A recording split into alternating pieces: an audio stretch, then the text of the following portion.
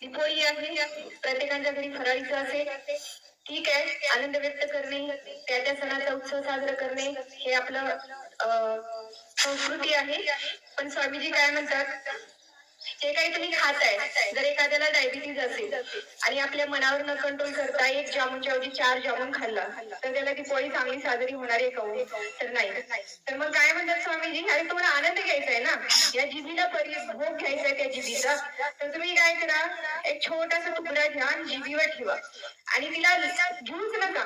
थोडा वेळ तिथेच त्याला धरा आणि काय म्हणायचंय त्या जिभीला, लेले मजा, लेले मजा, तो लेले मजा. आपण जर एक जामून घेतला, पटकन गिळला, दुसरा घेतला, तिसरा बी गिळला, चौथा बी गिळला, तर ते आपल्याला खाल्ल्यासारखं वाटत नाही, कारण जिभेवर राजेपर्यंतच त्याची मजा आपल्याला कळते. जेव्हा पोटात जातं तेव्हा आपल्याला काहीच कळत नाही.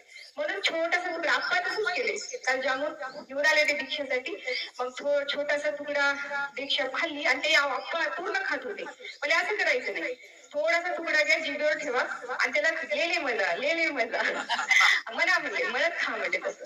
तर एक ते जेवढ्याच तुकड्याने काय वाटलं त्यांना, एवढा आनंद मिळाला त्या जिभीला कळलंच नाही की अरे हे माणूस 10 जाळून झाला की काय. असा आनंद आपल्याला मिळतो. तर आपल्याला थोडस म्हणजे आनंद घ्या, भोगा, पण आपली प्रकृती बघून, आपलं आजार बघून आपल्याला त्या सुखाचा आनंद, तर आपण आणखी 4, 5, 10 दिवाळ्या साजरी करू, नाहीतर एवढ्या दिवाळीमध्ये आपल्याला आजार निर्माण होते. या पायाचे व्यायाम करूया. स्वच्छ ते स्वच्छ रक्षण त्या गीतेवरती आपण करूया.